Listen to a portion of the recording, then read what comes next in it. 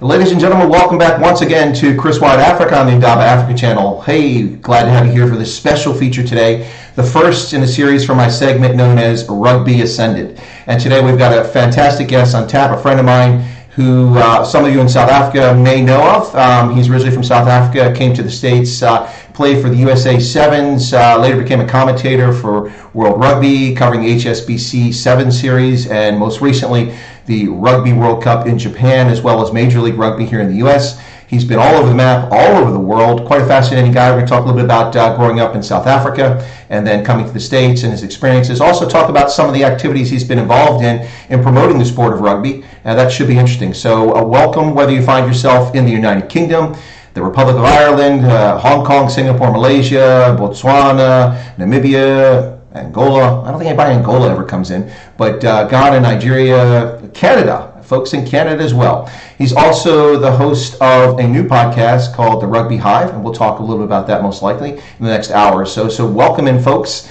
Dumela Botswana, Sawubona South Africa, Otsihilijang. Folks, without further ado, I'd like to welcome my guest in, Dallen Stanford. Dallen, could you turn on your camera and join us in the conversation? Hello, my friend. Chris, thanks so much for having me. There you are. Hey, you got the rugby corner up there. That's one you've had around for a long time. Oops, so we already Yes, exactly. Rugby Corner founded it back in 2000 in South Africa, wearing my Cape Town hat as well. So I thought I'd give a shout out to my fellow countrymen and women outside as well to see how they're doing during this crazy time, you know? The Mother City. Oh, one of the most beautiful places in the world, Chris. Honestly, a lot of people say, what is your best place to visit? And Greece is amazing. And obviously, you know, countries like New Zealand are just so nice to visit. But Cape Town, you really can't beat it in the summer. And that's why it's so cool to have the Cape Town Sevens there now.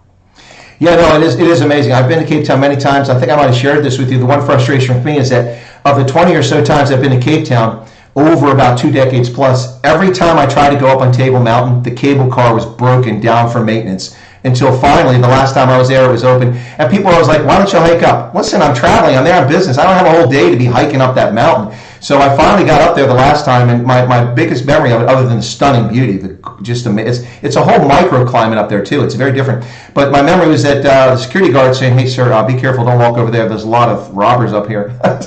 I'll be okay. Well, I will say, if you have more time next time, the hike is stunning and beautiful. You obviously have to have somebody that knows the region, because you can get cloud mist coming over as well. It can be very dangerous, but again, beautiful views, and not just Table Mountain. There's Lion's Head. There's a bunch of other cool mountains you can climb. And actually, my wife, I'm not really a person that would do a lot of heights activities like that, but we did one of those paragliding kind of things off the side of the mountain, and we landed now right near the water where Lamed is, where there's was Lamed, it's now called the bungalow or something, but pretty stunning to be above the water and above the mountains as well. No, it is amazing. So really quickly, from time to time I'll be referring to the chat there, Dallen, because people have comments and questions, but if I notice something too, and I see someone with the handle Springbok Sevens TV, I don't know is that someone you know, or is that somebody just got a clever handle there? I don't know. I don't know. It's a great handle as well. Or Blitzbox, as they're now known, Yeah. But if there are any questions, fire away. Happy to answer, Excellent. Well, let's go ahead and get started right into it. So, so the people know. I mean, how do Dallen and I know each other? Well, what happened was, for those who know me, so today let me just stand up so people can see it. So I'm wearing, in honor of Dallen and the USA Sevens, I'm wearing a Sevens jersey. There you go, USA Sevens. Yeah. So for those who know, I'm a massive rugby fan, have been for, I'm 4 decades or something like that, which was tough in the States. There wasn't much rugby around back in those days except for clubs. Certainly none in Appalachia where I grew up at. But anyway, so what was happening is I was very active on LinkedIn. I was writing a lot of posts about World Rugby and about trying to grow the game and get the Eagles and countries in the Western Hemisphere more involved. And I saw Dallen on there, and I'd heard the name. I went and did a little research on him. I'm like, okay, this guy used to play for the Eagles. That's where I recognize the name.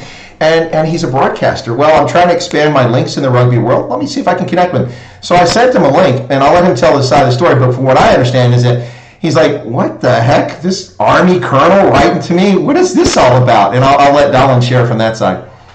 Well, Chris, I'll tell you what, the good thing about the rugby community is it's very small. It's a tight-knit group. And, and hopefully everybody in it is open to anything to help people if they need to. But your message came out of the blue, and I was like, normally there are people you have in common or friends or that sort of stuff. And I was looking at your profile, and I was like, this is interesting. I was like, how are you interested in rugby with your background and stuff like that? Now, is this for real? But I think it's great because we got a chance to meet at the Las Vegas Sevens. It was really cool to finally meet you face to face after interacting on the old LinkedIn and social medias. And then, of course, you'll probably tell that a bit later, but we get a chance to meet up then at the Rugby World Cup in Japan. We did. It was absolutely brilliant. And we'll let the secret out now because some people already know it. But not only did we meet at the World Cup, but you made me a promise, and you fulfilled that promise. But let's be fair. We both had challenges. We crossed paths and wound up in the wrong place at the wrong time, or you couldn't get to me and I couldn't get to you. And what the promise was, folks, is that when Dallen found out that he was paired up with Joel Stransky, he told me about it. I'm like, no way. He's like, listen, if you want, I can introduce you. I'm like, are you serious? Of course I want to meet Joel Stransky. Come on, man. Come on, man. Anyway, so Dallen said, I'll link you up with it. And I was there for a month. I think Dallen was there about the same amount of time. You were covering the pool stage, and I looked at my schedule of 18 games and your games that you were broadcasting. I think you had 10 games you broadcast or something like that. And I looked, and we had a link up of 4 occasions. And son of a gun, 3 occasions fell by the wayside, but the last occasion, which was in Kobe. Now, the only problem with Kobe was that... now, just a second, I hear some feedback on my end. Is your mic up there, Dallen, or is that me? There must be you. Mine seems to be fine on this side, I think. Okay, so really bad. They're telling me my mic is really bad. That's odd. Let me put on mute here.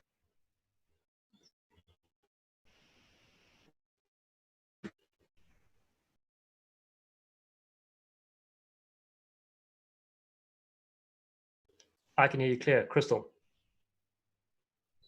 Right.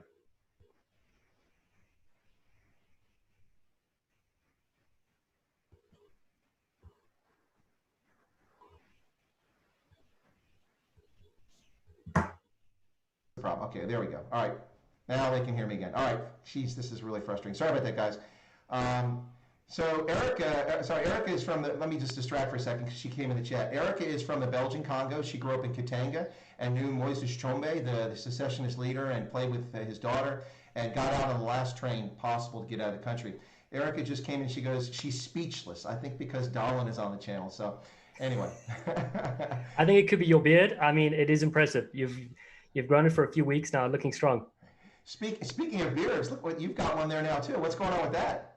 Yeah, it's been 6 weeks in the making, and we moved. My wife and I moved from California. We've been there for about 15 years. Moved to the East Coast. Her family lives here, and it's just. I think during this time, it's good to be with family and also to get out of a big city. So we've gone from estimated population of 15 million people to 15,000. So we're in a small little town here, an hour south of Boston. Beautiful. I'm doing fires and braais in the back garden, going to the beach. Going for runs in the forest. It's really a great vibe. That's awesome. But Chris, I wanted to go back to that story at the World Cup though, because it gets better actually. So basically, Chris messages me and says, okay, cool, I want to meet Joel Stransky after one of the games, and I forget whatever game it was. So there I am at the stadium waiting, Joel's waiting, and the people are filtering out, and you're like, I'm in the far left-hand corner, these flags are waving, and I'm looking at you, and I'm like, I really don't see you, Chris, and I'm on the phone with you, and you're like, no, I'm here, I'm obviously here. I'm like, I know you're here, but there's no one on that side of the stadium. Maybe you got the wrong side. So I go to the other side of the stadium. We come to find out he was at the wrong game. Or I was at the wrong game, whoever. I think I've just figured out what the audio is here. No, it's not that. Okay, here we go.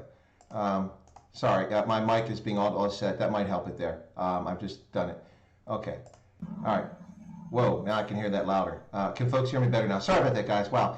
Technical difficulties there. Yeah, no, that was hilarious. Well, it was hilarious at the time. Actually, I think we laughed at the moment, but I was like, I can't believe it, because it was like, I don't know if it was the first time we were trying to link up or the second time, but it was really, really something odd. But yeah, I was in the wrong place, and I'm like getting really frustrated. Dallen's like, I'm right down here in the middle of the field. And I'm like, dude, I'm like standing 10 meters from the middle of the pitch. You're not there. I didn't say that. That was going through my head. Chris, I lost your audio there, pal. I don't know what happened. Oh, okay, that's odd. Okay, just a moment. Oh, my goodness. What's going on here? Wow, hang on there. Audio. Gee, many crickets. Okay, do you have me back now? Can you hear me? Oh, my goodness. If you cannot hear, test mic. Hello, hello, hello. That's super strange, my friend. That is strange. Oh, my goodness. What is going on here with this? Okay, are you there? Can you get me now? There you go. You're back. Wow. Yeah, okay. It's all good. This is the first rugby one is off to a flying start. Yeah, so Rugby Ascended is collapsing on Chris's end. Yikes. Okay, so what I was saying there, sorry folks, hopefully everybody's back and not disappearing on me because of the microphone issue, but what I was saying is that Dallen is absolutely correct. I was in the wrong place. It just this out, and so he's telling me he's right in the middle of the pitch, and I'm like saying to myself, I didn't say it out loud because you don't want to offend your friends. I'm like, dude, I'm like 10 meters from the middle of the pitch. I don't see you. Where are you at? And finally it dawned on me. I looked down. Wait a second. Because he said something. I'm like, he's not at the Toyota City Stadium. Where's he at? Anyway, so we figured it out. We were in the wrong place. Eventually, we did link up in Kobe, though. And in Kobe, which was kind of a cool spot, because I got to meet Hanko Hammershøis. I met his mother and later his father, and I met him at that game against England in Kobe. And after the game, we went to the hotel and hung out and had dinner with Gary Gold and the team. It was really cool. So Kobe is special for me for that reason. But then I got to meet you and Joel. And the only problem with meeting him after the game is that I thought people would leave, but no, everybody hung around. And so you're not, sorry, Don, but you're not nearly as famous as Joel Stransky. I mean, let's be honest, okay. Oh, no, Joel's the man. You're kidding me? For me, it was an unbelievable honor, to be able to work with him and spend a month with Joel. A super nice guy. Hear the stories from 1995 and the insights he had. We even attended an event that was meant for Chester Williams, but Chester had sadly passed. And so we went there to honor Chester and hearing the stories Joel talk about him and things like that. It was just wonderful to get that insight and background, from an absolute. Yeah, the passing of Chester was really sad. I mean, he just launched a beer brand, and I was looking forward to trying his beer in Japan. And then just before we take off for it, we hear he passed away. It's really sad. He went before his time. Yeah, certainly. We did sample his beer, an IPA, and we sunk quite a few. Joel's not a big drinker, so I had to hold up the fort on his side. Yeah, but what I was saying is that so the disadvantage is like when you came out, not as many people know you. Some people recognize you. Oh, Dallen came over and crowd around you, but it wasn't too many that I could get rid of them or wait them out. But then Joel comes out, and it's like 1,000 people come flocking over to Joel Stransky. I'm like, I'm never going to see the guy now. What's going on here? Hey Chris, when you kick the winning kick for your country, that's unbelievable moments in the way you did it. And of course, as we know, with the implications it had for a divided nation, you couldn't write that script. And even though there was a movie about Invictus, the rugby portion of that didn't really do it justice. They did tell the story at least a bit though. Yeah, in fact, I'm going to put up on the screen here really quick now. This is a photograph of us at Kobe at the Rugby World Cup, folks. In the middle there, you see Dallen wearing a Quagga Burger jersey, which I assume is about a Sevens player. But anyway. It's actually not. I'll give you. No, it's actually not. No. So growing up in South Africa, I had several friends that attended university in Durban. And there were some funny chaps there. And there was this drink called cane, C-A-N-E, made from the sugarcane fields in Durban. And that stuff would make you go crazy and do silly things. But they did spawn a couple of funny stories and a couple of funny one-liners. And one of them was if somebody was like having a go at you, they're like, I'll eat you like a quagga burger. Quagga is an extinct bird in South Africa, and so it does not relate to Quagga Smith. It's really cool he has that name because then you can use that phrase as well. But I'll eat you like a quagga burger is where that came from, and so people like that shirt. So we've been selling a few of those. Interesting. So, and to the right in the photograph, you see me with the Japanese thing on my head there, and then there's Joel Stransky with his arm raised. So this was, and I don't know who some of these other folks are. They jumped in the photo, but some of them Dallen knew, but the others just kind of got there. But anyway, so that was us at Kobe last year. What amazing stuff, amazing event. So hey, let's go ahead and get right into it and talk about some of the stuff. So, all right, so the folks understand a little bit better. Dallen, you were born in South Africa, you grew up in South Africa, and then later came to the States. So tell us a little bit about growing up in South Africa. Yeah, so I grew up in Cape Town. I spent a little bit of time actually in the Eastern Cape before that. My father grew up in the King Williamstown area in East London, and then they met at Stellenbosch University. So kind of like, Western Cape was home to me. And, playing sports was always in our blood. My mom actually was in the Guinness Book of Records for non-stop tennis. She played with 3 students from Stellenbosch University when she was there for like 50 hours, whatever it was. So she swam as well for Western Province and the Free State.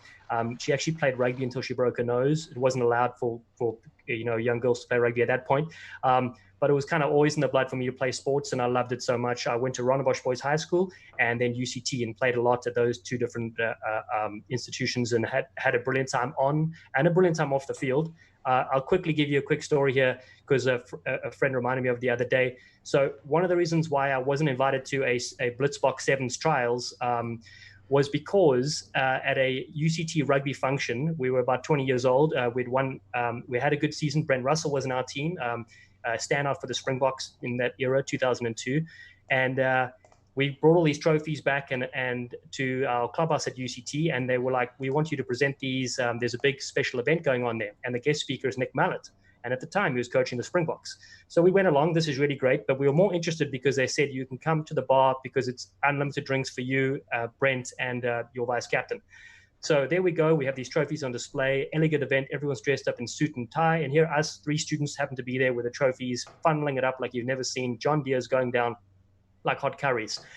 And then I got dared 400 Rand by my good friend Grant Kaleski, who you met in Japan. He was there to tackle Nick Mallett. And as a student, 400 Rand was a lot of money back then. Now it's worth 50 cents. So I launched across the room, dived, and as I tackled him, I realized, oh no, what have I done? And I landed on a table. He was knocked out the way, and the table broke in half, and all the glasses came together. The DJ stopped the music, and everyone just froze. And I was, down at the bottom of the floor thinking, I'm a dead man. Anyway, slapped me on the head, helped me up, and said, what are you drinking? And so it was pretty cool, hilarious university story there for you. Yeah, speaking of UCT, I do think you have a little Sevens story. Is it a Sevens story from UCT that you can share with us?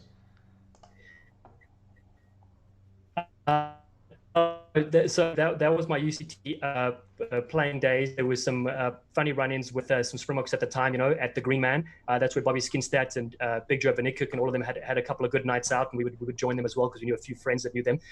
So the off-the-field shenanigans were pretty fun, I will say that. Playing for UCT, playing for the Tornadoes, another cool team out there. I think the best thing about sport is that you have fun playing the game, and of course you have brilliant people you get to meet, but it's also off the field, whatever you get up to, that's always the best memories you have. Yeah, I know. I have to say though, when you talk, you've got kind of a sports heritage in the family. But someday, maybe if I meet your mom or talk to her, I'm going to ask her what inspired her to play tennis for that long. That's insane. I used to play tennis, and after a couple of rounds, I'm done. It's too much. Well, she was an extreme sports person, and to this day, when I go back every year for the Cape Town Sevens, I make sure I get her tickets. We go watch together. I've been fortunate enough to be able to commentate the last one, so then I would visit her in between the games, and she's absolutely fanatical. My mom, Seamus, she's been ill in the last 10 years. She's had Parkinson's, so movements are a bit slower, but we arrive at the stadium on day 2. It's the quarterfinals. The Blitzboks are playing, and she can, we're a bit late because her movements are slower, but she hears the siren, which sounds that the game's about to start, and she just took off. And so I had to run to keep up with her. I'm like, wow, this is not a 70-year-old lady who has Parkinson's anymore. She wants to get there for the Blitzboks games, and she supports the Eagles as well. So you'd be proud to know. Oh, that's awesome. Shame to hear about your mom, but I hope she's well under the circumstances. But it sounds like she's a big fan of yours.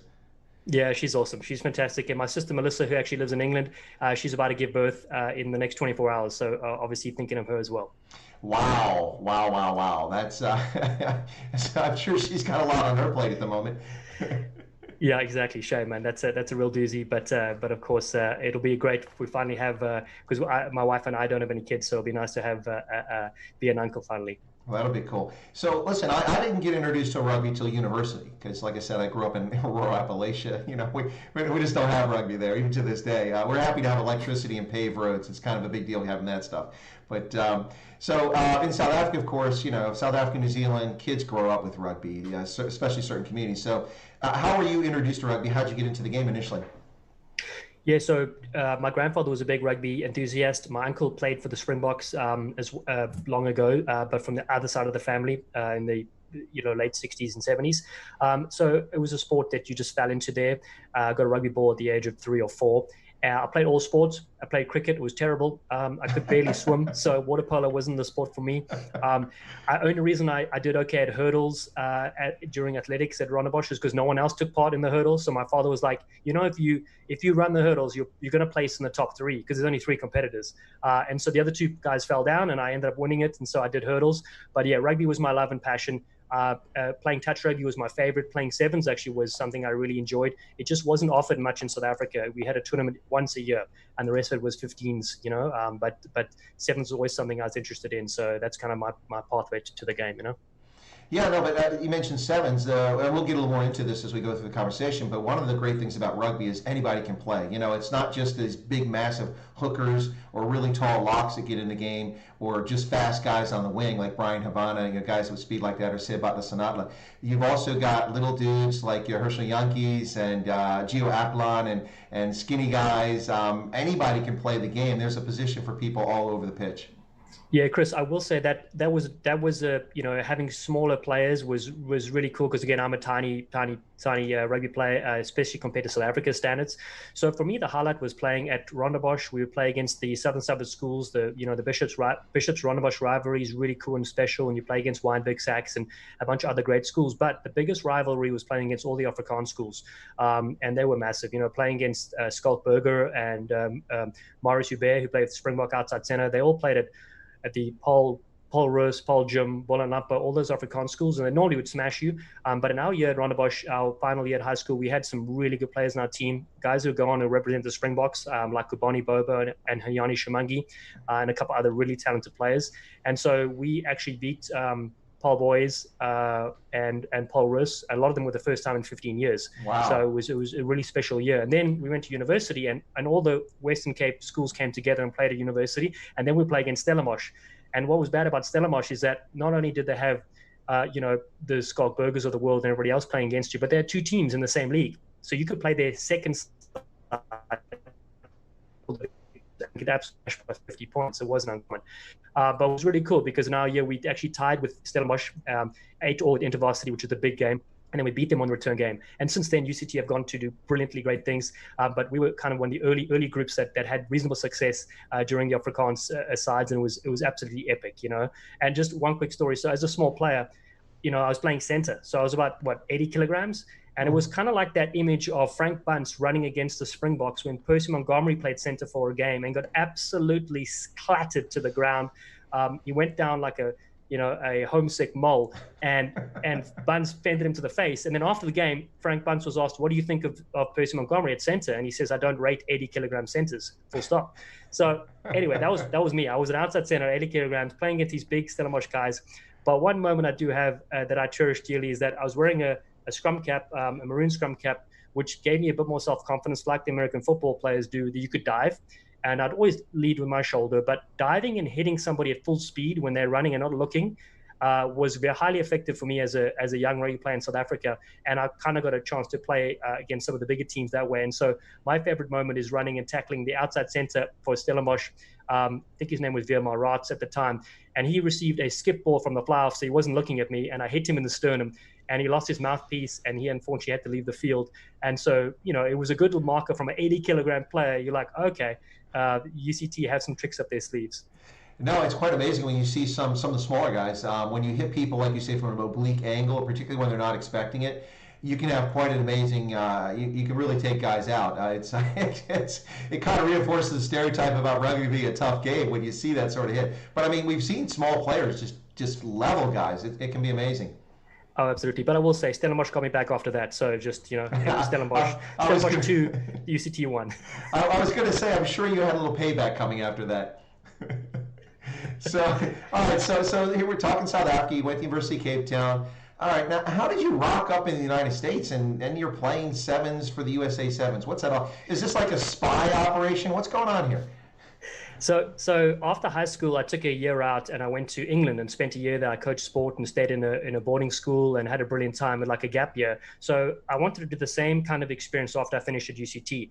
My father was a big proponent of me, you know, getting a higher level education and studying something that was useful in the world. And so I did marketing and advertising. And, you know, he said to me, Dallen, you would love to play for the Springboks, the Blitzboks, but if that doesn't happen, you need to have a plan B. And that was very clever because I was not on a path to represent South Africa in sport. And so I didn't go to the US to look at another alternative that way, but I went to travel and do the gap year. And so I had a good friend from University of Cape Town, Hilton Warmbach, that was living in Los Angeles. And he said, hey, listen, there's a team called the Occidental Old Boys. They're looking for rugby players. Their coach happens to be South African, and he was at Rondebosch, my high school, 10 years ahead of me. And so I met him, had a brilliant time, played 15-a-side for them in Division 2 in California. I didn't know rugby was a thing in the US, to be honest. But the thing that sold me on America in the sporting side was the 7-a-side season. Mm-hmm. We had 2 months during the summer playing in beautiful venues. First time I went to San Diego. First time I got to go to Las Vegas, Santa Barbara, all over the place, and we were playing sevens. It was an unbelievable time on the field and off the field. And so they got me a visa to come back the second time around. And that story is kind of an interesting one because they got me into actually early on into broadcasting. I was going to work at Fox Soccer that had a rugby channel. And I was going to work in their department there. And even if it was pouring coffees, I would have had work experience. But the day I arrive in America, I get told by my boss that Rugby Channel is no longer, the soccer's bought it out. So you're here for a year and a half, but you have no job through us. You can try ask somebody at the rugby club if they have a job for you. And so happened that the rugby coach's twin brother opened up a South African restaurant called the Springbok Bar and Grill in Van Nuys in Los Angeles. And so my first day I was working there, obviously as the only South African and speaking Afrikaans and that sort of stuff. And it was just absolutely brilliant. But the person that trained me ended up being my wife today, 15 years later. So wow. Yeah, so she never heard of rugby. She's like, there's some crazy African bar, but her sister lived next door. And so that's how I met my wife, and that's how I ended up staying in the US. Wow. Well, then at some point, somehow you linked up with the USA Sevens. How'd that come about? Yeah, so I honestly didn't know that was a possibility. So I played with the Occidental All Boys. Coach was James Walker. He ended up having foresight to know that we had some really good sevens players on our side and wanted to team up with the best team in that Southern California region. Back in San Diego was a team called Balmont Shore. So Balmont Shore and Oxy merged together, and we called ourselves the Oxy Tigers. And in 2006, we had a really good summer sevens season, and we went to nationals, the top 16 teams in the country. And at that tournament, we didn't know who these other players were, or teams were. We just played our regular game, and we made to the quarterfinals. We lost by a try, and then we won the rest of the game. So we came fifth. We only lost one game. And after that, I got a call from the US Sevens coach, Al Caravelli, saying, I want you to invite you to try out. And I said, that's great. What do you want me to try out for? And he said, the USA Sevens team. And I said, well, you can hear my accent. I'm South African. and he said to me, well, you're married to Verity. You have been in the country for 3 years now by this time. So you're eligible to play on the Sevens World Series if you make it. And so that was like, I'd never heard of that. And I went to trials. And just so you know, by the way, in 2006, that tournament, Perry Baker was playing for Daytona Beach, I think it was. Oh. So that was kind of funny. I went through an old program. It was the only time I outscored Perry Baker. But or caught him, to be fair. At least there was once. Yeah, exactly. So then I got a chance to go to tryout, and the great thing about Al Caravelli was that he gave everybody a fair chance, and he started a new era for the USA Sevens. He got us to play in 3 tournaments on the Sevens World Series in 2007. We did really well. We made then 6 tournaments the following year, got invited to that, and then became a core side in 2009. And so it was a real progression. We had players like Taku Ngwenya, who people had never heard of until he rounded Brian Abana. We had obviously Todd Clever, the face of USA Rugby, phenomenal on and off the field. Chris Wiles was huge during that time. Kevin Swern, Johnny Nakika, just a bunch of great players for the US. And sevens is a cool game because you can have a chemistry, and you might not all have the individual talent, like myself, a bit of a park car, but you have a good group, and you're able to travel well, and you can upset some of the better sides in the world. No, it's interesting. James Kennedy from Rugby United New York has suggested that I get Chris Wiles on the program and interview him. So I'll try to do that at some point. Chris is unbelievable. He's honestly such a good friend as well. What he's done in his career is fantastic. And Wolfpack Lager is the other hat. I'm not wearing it now.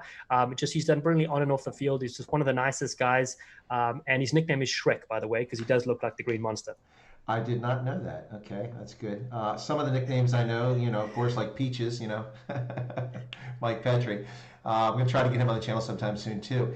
That's interesting stuff there. So actually, for folks who don't know, USA Sevens, we weren't a mainstay of the HSBC series. It wasn't until you were on the team and those other folks you just talked about that got us into it on a regular basis in 2009. Ever since then, the USA Eagle Sevens have been a mainstay on the men's side. Yeah, Chris, I will say we had a funny analogy when we were at the, I think it was the Wellington Sevens, like 2008, 2009. And we had just beaten Fiji for the first time in our era. And it was pretty funny. Someone said to us, the hot dog vendors are earning more money than us today. And I'm like, what are you talking about? And they're like, well, we were getting paid $100 a day and we had day jobs, this is obviously something we would do it for free, obviously. But it was just interesting to know that, the sport, while we were professionals, we weren't paid as professionals. And so that was the tricky thing. I'll never forget going back to our house in LA and then going to the field with no rugby poles, obviously, and kicking at a lamppost at late night, to practice my drop kicks. And then the next week I was at, a Hong Kong Sevens in front of 40,000 people trying to kick a drop, conversion for the poles. You know what I mean? Like the difference was pretty stark compared to our friends in South Africa for the Blitzbox, who were getting paid handsomely to play the game. So it was an interesting time period, and it's really, really remarkable to see how the US have progressed, particularly under Mike Friday, and so many brilliant players have been unearthed as well. No, it's absolutely amazing. Both the men and women's sides these days are just amazing. I really thought we were going to take it the previous year there. We were so close winning the series. It was on knife's edge, and then it came down to the last weekend. But still second in the series and winning all those tournaments that year. It was coming in second place so often. Pretty amazing stuff. The Sevens is quite an exciting thing. It's the thing that I like about Sevens is that it's an event. You're not going to watch a game. You're going to watch an event. And don't go to the loo because you're going to miss the game. The atmosphere, the festival nature is remarkable, and it doesn't. A lot of people ask, what's the best tournament to go to, and Hong Kong is the most prestigious, but like the Cape Town Sevens is unbelievable. It's sold out within a few minutes, and what a location. All the tournaments around the globe are just such a great spectacle. And as you said, it can be a family outing. It can be, you could just be there to meet up with your mates. And it's so exciting because you've got all these different countries playing against each other with different styles as well. It's so contrasting and so unique. And obviously it's tricky that, the series had to end early this year and who knows what next year holds. But it really is remarkable. I always tell my friends, I'm like, don't go to 15's game, come to a Sevens tournament, start there, and then you can appreciate the game, Yeah, let me do a little housekeeping there very quickly, Dallen. So folks, welcome if you're just tuning in, which a number of folks have just tuned in. You're listening to the inaugural Rugby Ascendant live stream event. I have prepared videos on Rugby Ascendant here on the Chris Wyatt Africa channel on Indaba Africa. And my special guest for the inaugural session is Dallen Stanford, former USA Sevens player and World Rugby commentator. We're talking about his origin story. He's our superhero today. So talking about his origin story here. And so I just want to let folks know what they're listening to. So let's get back to this. Now, Dallen, let me shift gears a little bit here. You and I have talked quite a bit about developing the sport, particularly in the U.S. A lot of people around the world don't realize that rugby's been here for a long time, and it's actually been quite popular, but it was only at the club level and university and that sort of thing. But now it's finally getting a grip at the professional level, and we have national teams that are doing well. Even our 15 side did amazing in Gary Gould's first season. They went 9-0 in test matches. Not so great the second season, but they did great that first season. But you're involved in trying to promote the sport, and you're involved in something called Play Rugby. Can you tell us a little bit about Play Rugby and what it does? Yeah, absolutely. I think the strongest component of rugby in the US is its youth rugby and getting young kids to play the game. And that I think was the main difference when I arrived in 2003 was not everybody who was 6 years old or 7 years old were playing rugby, obviously. There were so many other American sports. But the great thing is to see youth programs develop across the country, not just on the East Coast where we're strong, but California as well and Texas now. And the organization I spent 7 years with in LA, I have since left the nonprofit, but hoping to get involved again here on the East Coast. It's called Play Rugby USA, which basically use rugby and the tools as an opportunity vehicle for social change for young kids, primarily from underserved areas. So in Los Angeles, I'd go to a lot of schools where I would be the only white person at the school introducing rugby, and the kids loved the sport. They absolutely loved what it stood for, that everybody was equal on the field. There was no quarterback, no star player, and everybody could play. The biggest questions they had for me was like, do I make the team? I'm like, of course you make the team. You arrive here, you're on the team, you're playing. And so the great thing too was young girls, giving them confidence to play a sport traditionally reserved, for their male counterparts, and they were dominated it because they listened, they took your advice, and they would carve up the young boys. So the organization is still going strongly, particularly in New York City. And I would say youth rugby around the country is very strong, and that's the base you want, because it's about the values and about the game. You don't have to go on and be a professional player, but if you play rugby, you have an opportunity to travel the world. You can use rugby as your passport, like I did, and you can also make a bunch of new friends. And then, of course, those values I spoke about are so important for you to have through your life. No, I absolutely agree. That's the thing I love about rugby is anybody can play. It doesn't matter your background, like I say, not just your physical stature, your size. People have these misconceptions about the game who don't know about rugby and think you just got to be this big, massive player with cauliflower ears to play rugby. It doesn't quite work out that way. I was talking to somebody recently who grew up in South Africa, and he said, I asked her, I said, "Did you play rugby?" She's like, "No, girls don't play rugby in South Africa." I said, "Well, that's a shame. They should play rugby. We do it here in the U.S. It's gaining a lot of popularity. Some really talented players on the women's side." Let's see, we got Nia Tapper, we got Chris Thomas, I love Kelter, lots of really talented players on the women's side, plus many others up and coming. So it's quite an amazing sport, and the key, as you said, is getting it out to youth. I mean, if I'd been introduced to it as a kid, it would have been awesome, but we just didn't have that sort of sport. It wasn't around. And let me bring this in really quickly. So one of my complaints about the South African Rugby Union is that people are talking about, trying to get more folks involved in the sport. And my issue with it is that historically, even to this day, most Springboks tend to come from a few feeder schools that are rugby oriented at varsity level, bringing kids up and then into university. And if you really want the sport to be more widespread and more people involved in it, you need to be in townships, you need to be in the countryside, you need to be in the urban centers, you need to be wherever kids are at, and introducing the sport, making the equipment available, coaching folks, running leagues, teaching them the rules of sport, teaching the values of rugby, because rugby has some great values, and inclusiveness is one of those. Yeah, you're certainly right. First, I will say that the Imbokodo, the Blitzbok women's side, made their debut recently at the Cape Town Sevens last year, and so that's wonderful to see. It's a program. Of course, we hope a lot of young girls start playing rugby in South Africa and get that opportunity to play as well. But speaking about the youth component, there are a couple of organizations doing some wonderful work in South Africa. One of them, incidentally enough, my connection to the program is through my UCT coach called Brendan Fogarty. He coached me at the under 20 levels. Just a wonderful guy, a very, very smart rugby brain as well. But the Boozer Rugby and the Learning Academy, and basically they do go into townships. They use some of the resources that they get from the Western Cape schools and rugby folks as well, and to give back to the game and get folks playing from all walks of life, which is really cool. And then on the non-contact side as well is Tag Rugby, a guy called Stuart McConnell. I got a chance to see his program in action when I was in Cape Town last, and it reaches all areas in the Cape, all over. And the great thing is they get these kids from all different townships to come together and play against kids from Clifton and the Western Cape as well. So everybody gets immersed into rugby culture, playing the same game with the same rules and everything else like that. So those programs I think are wonderful for the upliftment of everybody, and of course we need more programs like that around the country. Now, of course, rugby is not just the raw talent of players and their individual athletic ability. It's also, and okay, I don't know if people agree with me, but I will say that you can see an immediate difference in coaching. I'll give two examples. I'm not criticizing previous coaches because it also comes down to player selection. It makes a big difference. I don't think this was the best Springboks team that was available that won, but I think it was perhaps the best team. When I mean individual talent, there were players who I think could have been on that team and would have excelled, but this was Rossi did a great job putting this team together to win the World Cup. So let me talk about this. So what I'm talking about specifically is coaching. And two examples to me are Gary Gold comes into the U.S. and the team just gets lit up. He changes some of the players around a little bit, mixes up, gets a team gelling. They work as a team, and they're very successful. They win the America's Rugby Championship. They go 9-0 in Test matches. A brilliant season. They beat Scotland. Amazing. And then we see the same thing. Eddie Jones comes, replaces Stuart Lancaster in England.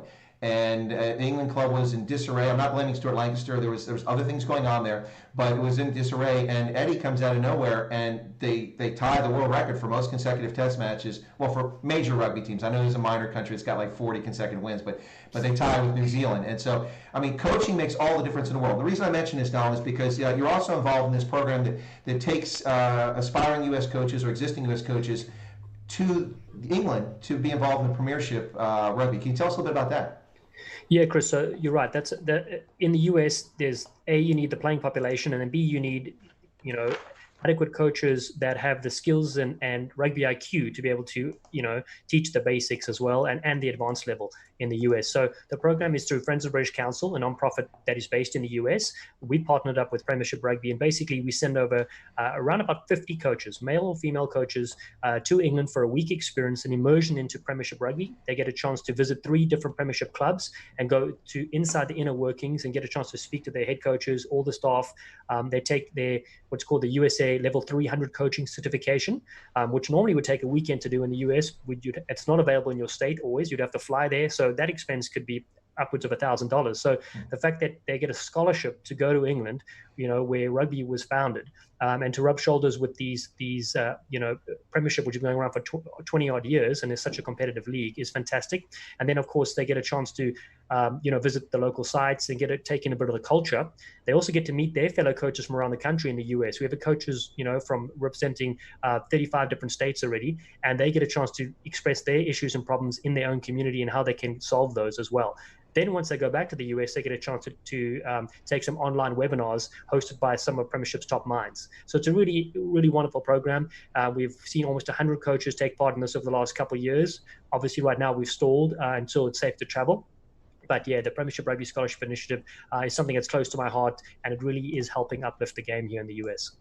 No, I agree. It's absolutely amazing stuff. I've seen the scholarship opportunity where people can apply for that scholarship several times, and I'm like, maybe I'll do that. But no, I'll put a good word in for you. Well, thanks. I appreciate that. That'd be brilliant. But no, it's quite an amazing program, and I think that really ultimately will have a great impact for the sport in the U.S. because, as I said, and I think you agree, it's not simply talent. I mean, you can have the best talent in the world and not have a winning team in any sport, but especially in rugby. Rugby, you've got to get people to commit to be team players, to do that offload at the right time, to take that hit for the team so that someone can break free. It's all about teamwork, whether it's sevens, which sevens is really fast, or it's 15s. You really got to be a team. And players have talent, but players with talent that don't work together and aren't coached well aren't going to win.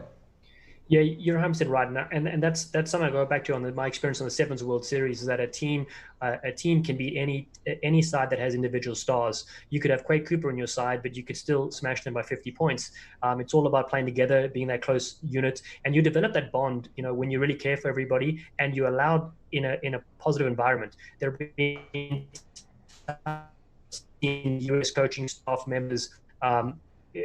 Not shout their players, but they have that kind of difference between their players where it's my way or the highway, where you got other inclusive coaches like Gary Gold that come in and are like, hey, I'm part of this group. Let me know how I can do my job and how I can help you. And they let us all get better. And I think that's a big fundamental difference between the coaching style and philosophy as well. So take the input from the players and take the input from your other staff members as well.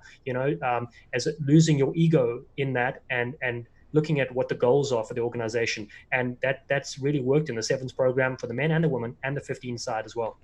Absolutely. And you touched a little bit earlier. I didn't really spend much time on it, but listen, I think we all owe a huge thanks to Mike Friday. Wow, what a difference he's made with USA Sevens.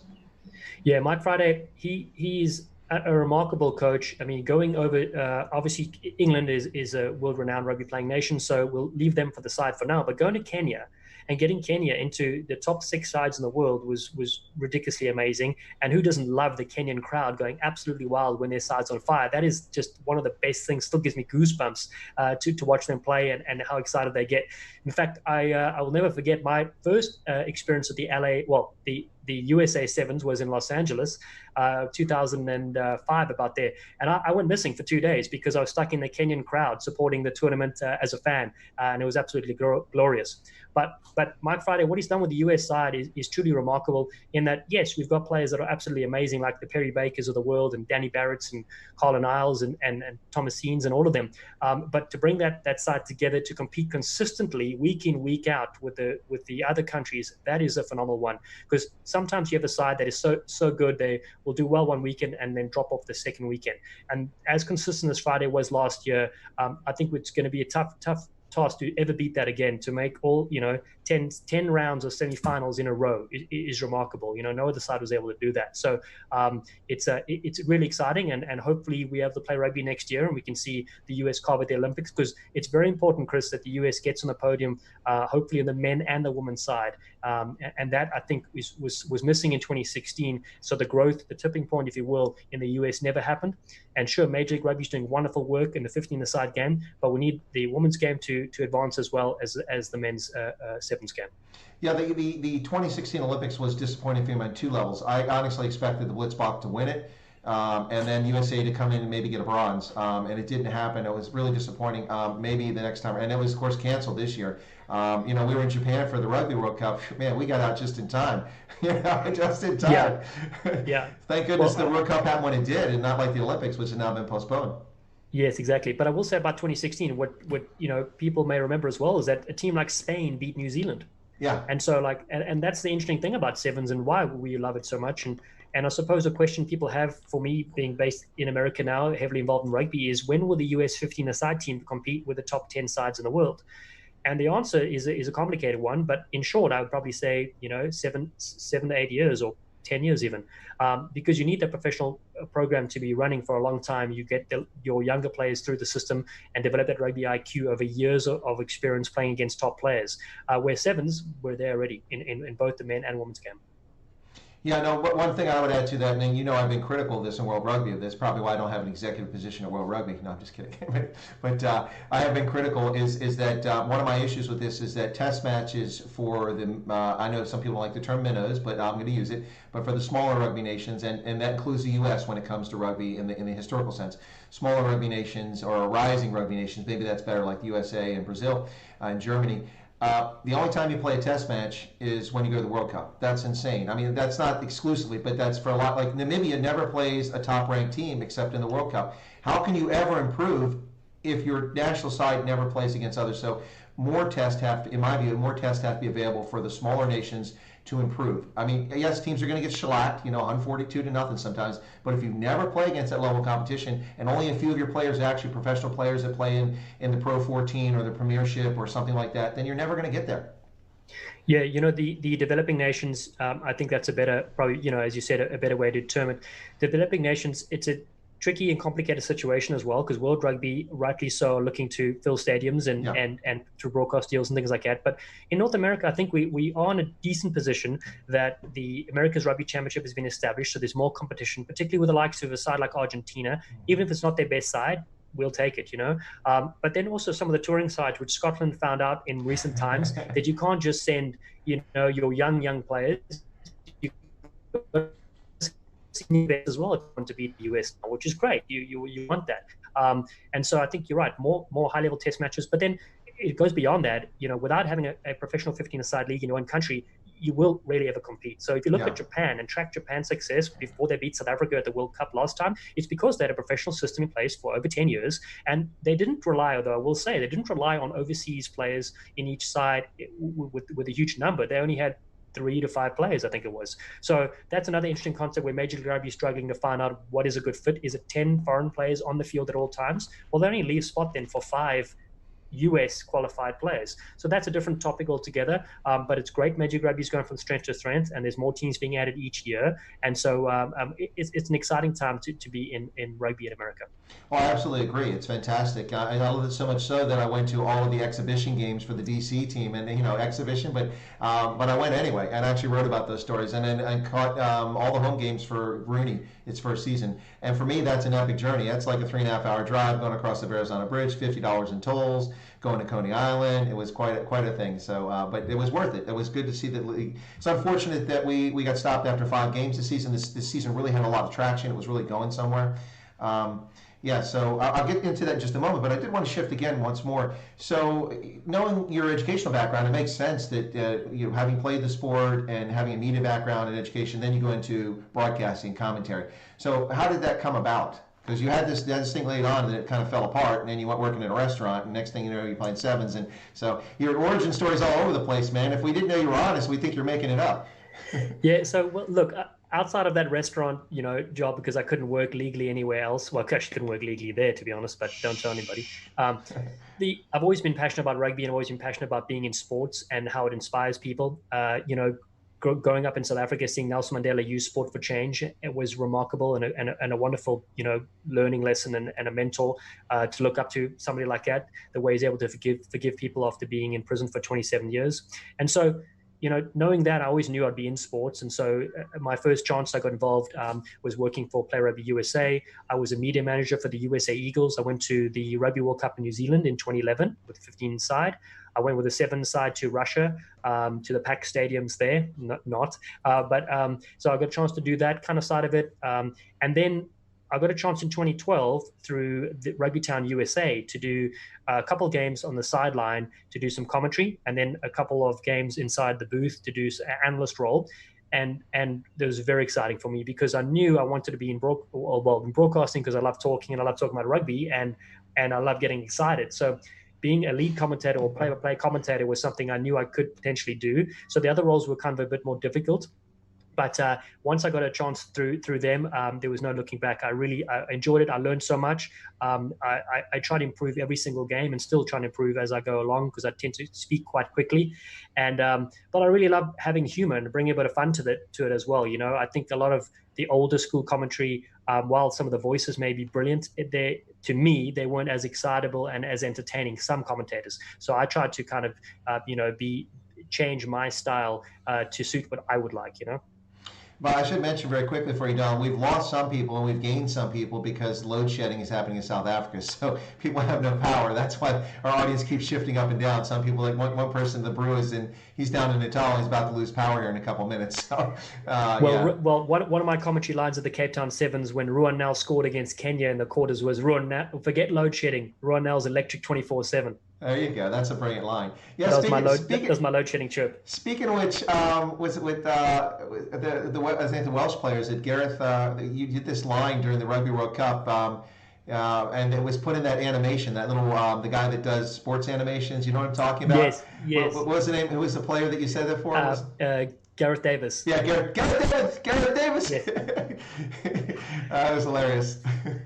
That was absolutely epic the way they did the voice of little cartoons and they used our voices. That was so cool, you know. But yeah, to be involved in the Rugby World Cup and every now and again to throw a one-liner here and there, it was really cool and so privileged to have a good chance to do that. Well, it was funny I mentioned that because I was actually at that game when you were calling it and we didn't link up, so I never heard that. And then I watched the game afterwards because I paid NBC like $1 billion for my to stream the World Cup, and then they turned it off 2 months later. I'm still angry about that, but I watched the game afterwards after watching that cartoon, and then I hear you say, like, that's where it came from. That's the game. My other one I really enjoyed was Kotaro Matsushima. It was meant to be he's so scary, Freddy Krueger nightmares about him, but I got so excited in the moment and I said he's so dangerous instead of he's so scary. But either way, it's good to throw a couple of things in here and there, I think personally, particularly on social media as well. You're going to need some of those things to kind of get shared around as well. And if you can add a bit of humor to it, that's great, you know. Absolutely. So let me ask you about this. So you're a broadcaster for the HSBC Sevens Series, traveling all over the world. Do you get to every tournament, or are there select tournaments you get to each year? Because I know you've done Vegas, I think you've done Vancouver, you've done Hong Kong, and you mentioned Cape Town, of course. Yeah, so I started, I think it was 2015, and they invited me to do the North American legs. So I did the Vegas and Vancouver legs. And then each year I get one or two added here or there, which is really great. So I got Singapore, and then this year actually was last year was my most that I've ever done. I got a chance to go to Dubai. Now I'd played in Dubai 2 or 3 times already. So it's really cool to go back as a commentator now, like a decade later.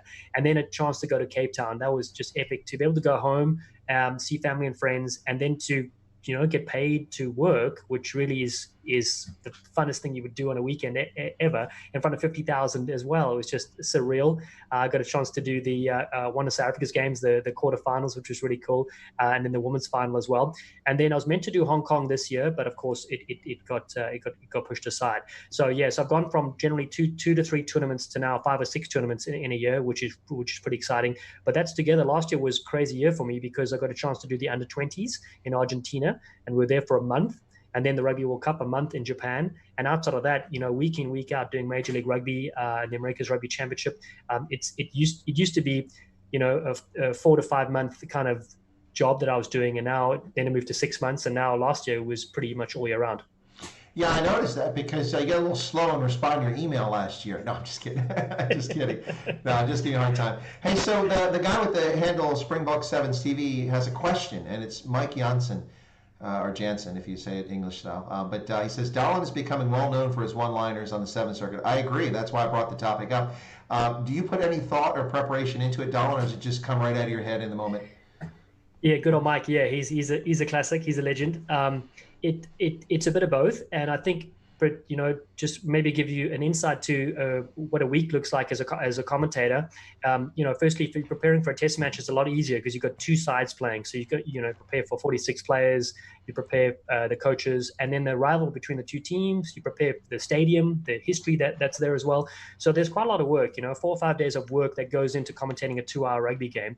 And you also take into account things that are significant. So if there's something like, for example, at the Cape Town Sevens, I honestly I don't live in South Africa, but obviously it's my hometown. I go there for 3 weeks or a month at a time at the maximum per year. Some years I'm there for a week only. So I don't get to experience load shedding, right, properly. And so the fact that I go with my commentating friends, Sean Maloney, Carlton Ana, or at Tiana Penatani, they're like, what's going on now? I'm like, don't worry, guys, the power's going to be out for 2 hours. It's called load shedding. And so that's then you think about that in the commentating. You're like, okay, is there a way I can bring this reference in that makes sense and is not just a jamble? And so it did work out. So yeah, there are things you can think of ahead of time. For example, Jaco Reinach, he scored a hat-trick for the Springboks at the Rugby World Cup. I had a couple lines in my head that I, would use when the moment was right. And so when I said he was more dangerous than climate change, that was just because it was such a freak individual try. But I wouldn't want to use that line if it was just somebody catching the ball and diving over 5 meters away, right? So yes, you think about some things. Other things just come off the top, your top of your head, and they could be even funnier than your rehearsed lines. I think it's important to have a bit of both. You don't want to just sound like a recorder repeating things. But if the moment's right and the time is right, get up for it and, definitely get something in there as well. No, I appreciate that fully, Don. I've never been a TV personality, although I guess, YouTube is sort of pseudo broadcasting, so maybe that counts now. But I was on radio many years ago, and I know where you're coming at. You can't just approach a game. You have to study, you have to prepare. Even if you're an old hand and an old salt at the game, it. Especially like you talk about in sevens, there's so many players that are coming in and out, and if you want to add color to the commentary so that people appreciate it and get involved in it, and having a good commentator makes all the difference in the world. It really, really does. I mean, some people you tune in just because their voice is there. I mean, listen, when Hugh Bladen is talking on a rugby broadcast, I'm going to listen because it's Hugh Bladen, even if it's a varsity game. But it's if you a good commentator, a good broadcast team makes all the difference in watching a game. I remember, just an example is, I remember the World Cup in 1990 when I think the Germans won 1990 or something like that. It was in Mexico. I was living on the border in Arizona near Fort Huachuca. And we could pick up the Mexican television stations over the aerials, the rabbit ears. So I watched the American because they played it, and I was listening to it, and it was like, yes, and so-and-so has kicked the ball up the field and passed it to so-and-so. And then you turn on the Mexican, I don't speak any Spanish. You have nothing to say, but you're so into it. Now, my point is that if you have a good color commentary and a good broadcast team, it makes all the difference in the world. Yeah, I agree 100%, and for me, the main thing is if you're having fun, that should translate to the audience as well.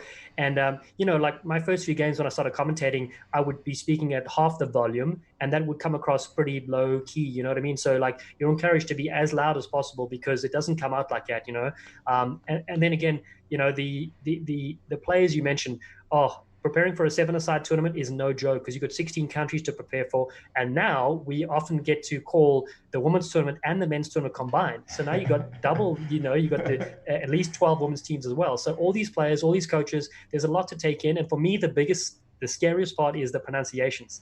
I didn't do Spanish as a youngster. I didn't do French, And again, it's Xhosa, English, and Afrikaans. So probably the only, and again, I don't know a lot of Xhosa at all. So that doesn't really help you that much. While I can translate Neil Powell's halftime huddle chat, that's great. But it doesn't help you with pronouncing the names, of all these other countries. Well, some people do us a favor and they make it easy. Names like Cecil Africa, that's pretty easy.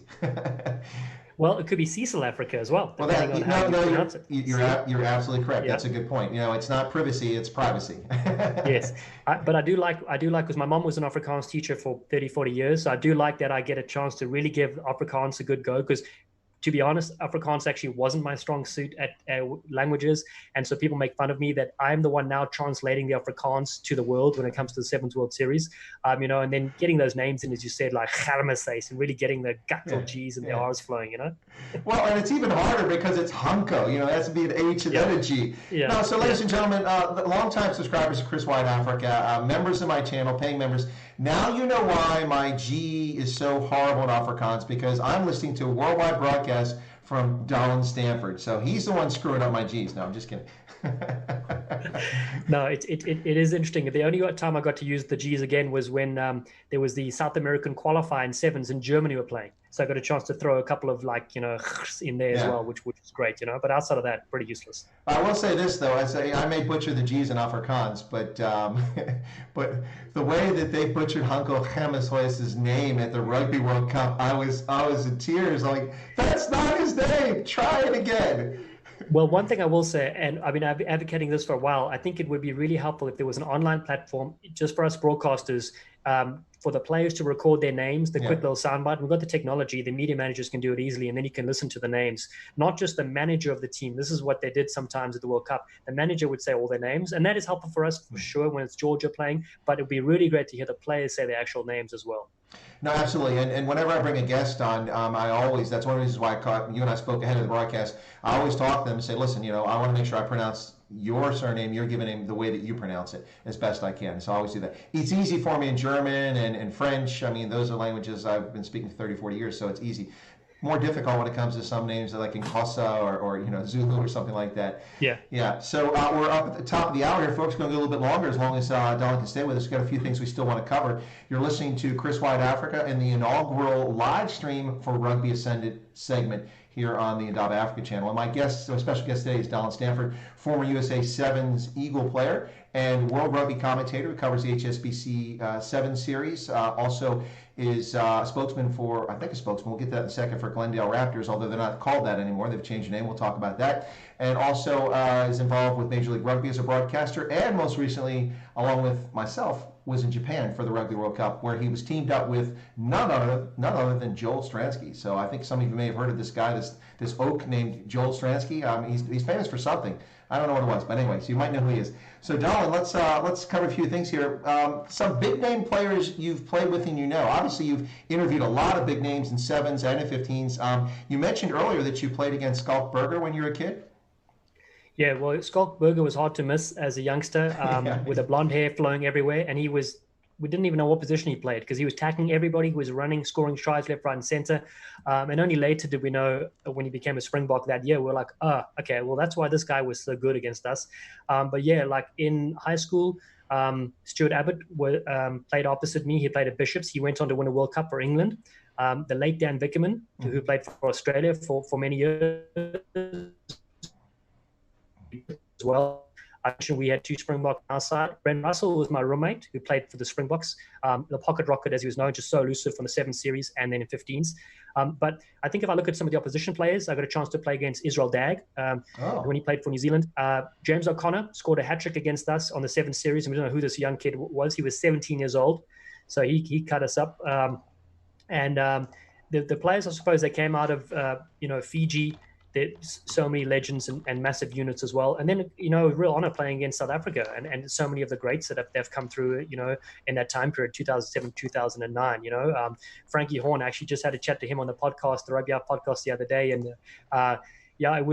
for me, it was a dream to play against South Africa. If you can't represent, your home country, it's so great to play against them. But jeepers, they smashed me. I mean, it was obviously because I was South African and playing for another country. But also, unfortunately, I wore these stupid sleeveless gloves because the story goes that in Hong Kong, which is true, it's so humid and hot, the ball slips out of your hands. And I was playing scrum off at the time, so I had to wear them, and they worked there. But I should have left them in Hong Kong. Yeah, I'm sure that you got beat up for that. You got bullied for that, no doubt. Oh, that's interesting. So, Schalk Burger, what a fascinating and what a nice person. At least my experience, having met him a couple times. And he's had some real tragedy in his family, and the guy just keeps ticking. He's had some really tough injuries. Were it not for his injuries, we'd be talking about Schalk as one of the greatest rugby players of the 21st century. Even though I still think he is, but I mean, he would be right up there in one of the top 3 names without a doubt. Do you think?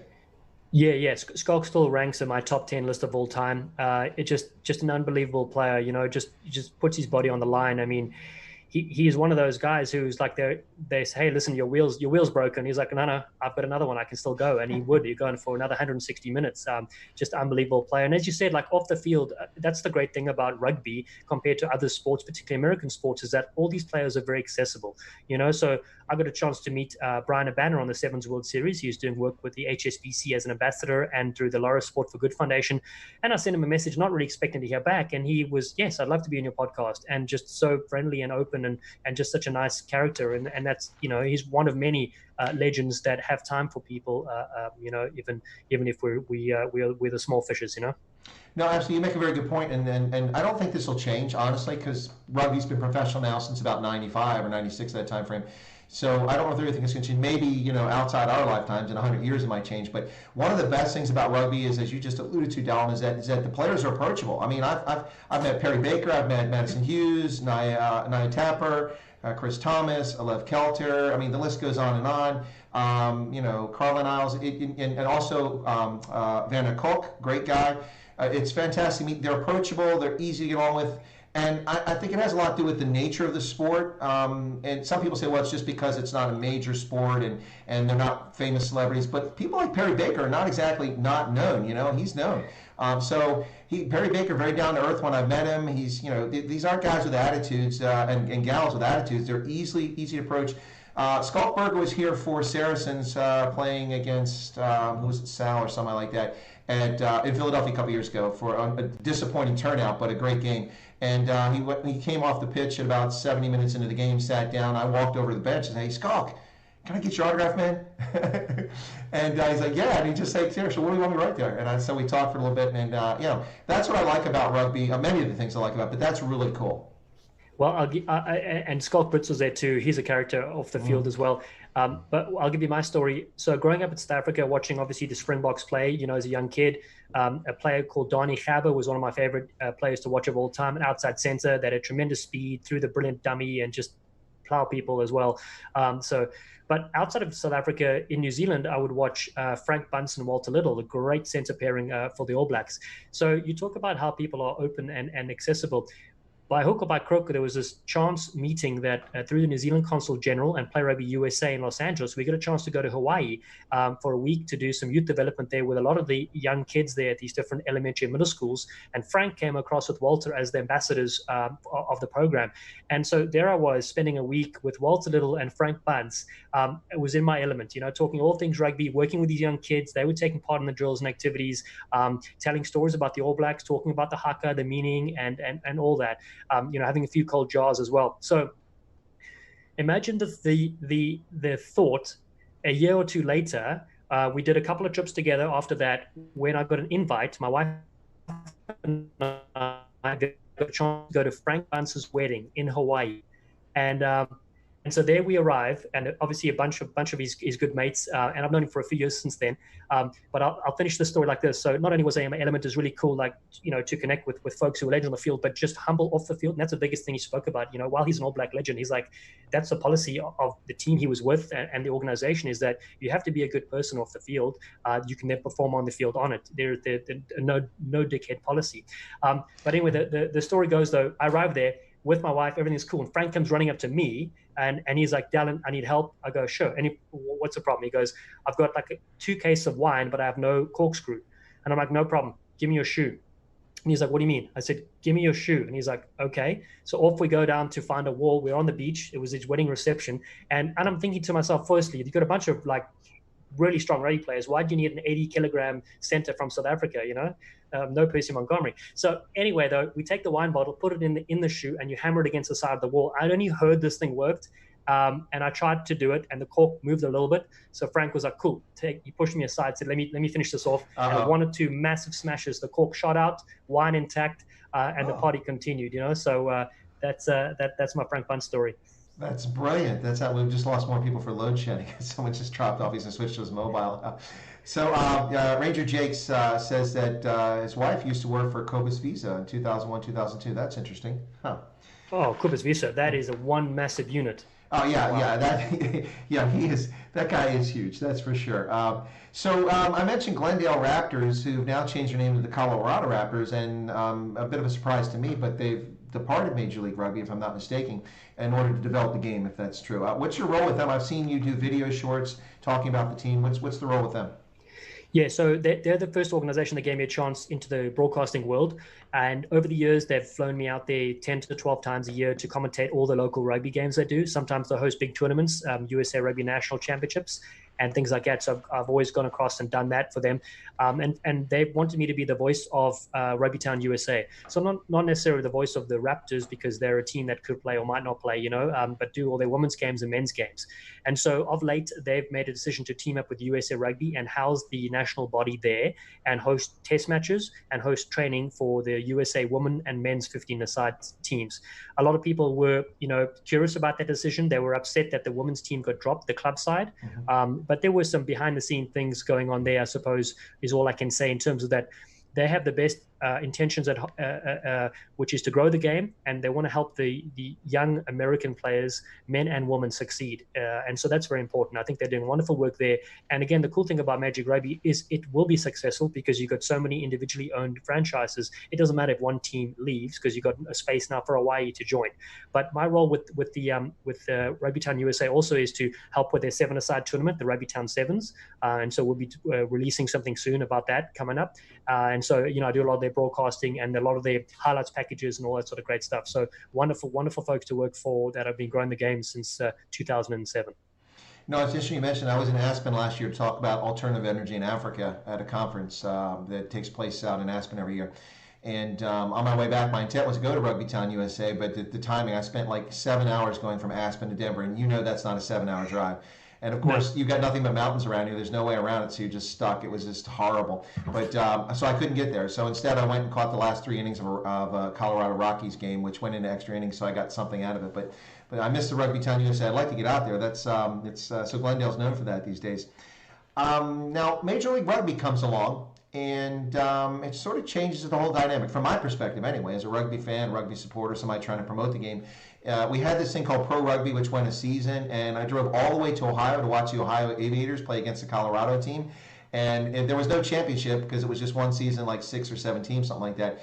But in the end, that wound up being the decisive game, because if the Ohio Aviators had converted the kick on a try at the end of the game they would have won the informal title, but they missed it and they won the game, but they didn't have enough points, so that Colorado wins it. But Pro Rugby was all owned by one gentleman, and he owned all the clubs. And so Major League Rugby is very different with individual franchises that have to make it on their own, although there are things in the league, to work for the league. But my point is that they're individual businesses. And so you have the Sheehy that owns the DC franchise, Kennedy and his group up in New York, and so on. But Major League Rugby, so that came along, and you got involved in broadcasting that. In fact, we linked up at a Rudy game there in New York. Yeah, absolutely. So I've been fortunate because, let's be fair, commentating is a niche market. Commentating rugby in the US is a small market. And so, after getting a chance to do, the Sevens World Series and some of the bigger World Rugby jobs, I did obviously done a lot of local games in the US, all over the country. And so, yeah, it's a natural fit to commentate week in, week out here. Because I think that's one thing that while the players are still developing, the broadcasting side of it, there are not that many broadcasters around, So you have some folks that might not know rugby that commentate rugby in the US. And that's great because you have an American accent and that makes the game sometimes more accessible. But you do need to know a bit more about the game. So, your analyst definitely needs to have played at a high level before to be able to kind of translate and guide that audience, if you will. So, but it's been a treat working, locally. You don't have to travel. I do travel a lot, but you don't have to travel as far sometimes, unless you're going from one coast to the other side. So it'll be interesting to see now. And I know everybody's got their hands up for commentating in Hawaii. Yeah, I'm sure. Actually, I love the commentate, but for me, the link was that I know what you said. In order to be effective, to be really good at it, you need to compete at a high level, not just played informally. I've never played at that level, so that's why I decided not to try to go into it. It makes a lot more sense to try to take this approach. But so let's talk about something else here. I get away from Major League Rugby for a second there, but kind of full circle. 1995 Rugby World Cup is in South Africa. The Springboks win it, Joel Stransky's drop goal. And then in 2019, you're in Japan with Joel Stransky. So tell us your experience at the 95 World Cup, because you had to be just a young pup at that stage. Yeah, 95 was an unbelievable year for all South Africans. I was 16 years old, and I'd never forget the opening game of the Rugby World Cup was on a Thursday. And I don't know why, but for some reason, even though South Africa's rugby mad, Newlands Rugby Ground in Cape Town had the game, and for some reason we were all at high school and we weren't allowed to leave. And so it didn't make any sense, right? It would never happen at today's age. But be that as it may, myself and a couple other keen, cunning rugby enthusiasts, our Rondebosch Boys High School had uniforms, so we checked into the school in the morning. We went to a couple of classes, and we had a change of clothes ready on hand. We went to the gym, boom, got changed, and then sprinted the across the road, basically, a few minutes away to Newlands. And we had our season pass tickets as well, so they allowed us to go to the Rugby World Cup game. So we got to watch David Campese getting absolutely stiff-armed to the ground as Peter Hendrick scored, and South Africa beat Australia, the current defending champions, in the opening game. And so from that, we erupted onto the field, because you could, go back in the field then, tapping everybody in the back and stuff like that. So that was probably my first interaction with Joel Stransky. He obviously didn't know who I was or knew I was on the field there. But as a young South African growing up, it was so inspirational and so iconic to see Nelson Mandela wear the number 6 jersey of Francois Pienaar, and to follow the rest of the World Cup. We got a chance again to run at the field and tap Jonah Lomu on the back after he left Mike Catt with a footprint on his jersey, and scored a hat-trick of tries. So it was amazing. I'll never forget, though, that opening night. We actually went out. Normally, being a good school student, we didn't go out drinking or anything else like that, but that was the first time we busted out of my house. A couple of friends were sleeping over, and we went out and celebrated. And we were in the streets in Cape Town with everybody. Everybody was out and about, and that's the cool thing. I think with sport has the power to unite people. Where little else can. And so fast forward to 2019, when I got told that I'll be commentating the Rugby World Cup with Joel Stransky. It's a surreal moment. Unfortunately, my dad wasn't around to be here to see it, but my mom did, and my sister, and obviously the rest of my friends, and just unbelievable. And what a nice guy too. Just have so much time, and the stories, as I said, he was telling. It was really cool to be with such a legend and such a humble guy. He even said that he hadn't gone back and watched those games from '95. Yes, he sees a couple of clips here and there when they play them, but he was like, "What's done is done. Let's focus on the future." No, and I have to say this about meeting Joel. It's he is such a nice guy and such a humble guy. And when we met, he was more interested in learning about me and why I was a Springbok fan and why I like rugby. I don't know what you told him, but more interested in that than me getting to know him. So I was trying to be fanboy, and he was kind of being fanboy to me. It was kind of strange. Well, he did say he's looking, at some point, he's going to travel a bit more to the US when it's safe to do so. So I already gave you address and said, you'd host him for a little while. Oh, okay. Well, no problem with that. I'm sure we can make space for him. Absolutely. And if that happens, we'll be having in-house live streams with Joel Stransky right here in Chris Wyatt Africa. So that's kind of full circle for you when it comes to Rugby World Cup. I mean, I'm kind of envious of you, Dallen. I mean, that's, not skipping school, but, heading over there and being able to attend those games. I mean, you could never do that today. I mean, you just get into a pitch for a Rugby World Cup that late in the game. Yeah, the great thing about being in broadcasting and being close to the sport is that you have the big seat in the house as a commentator.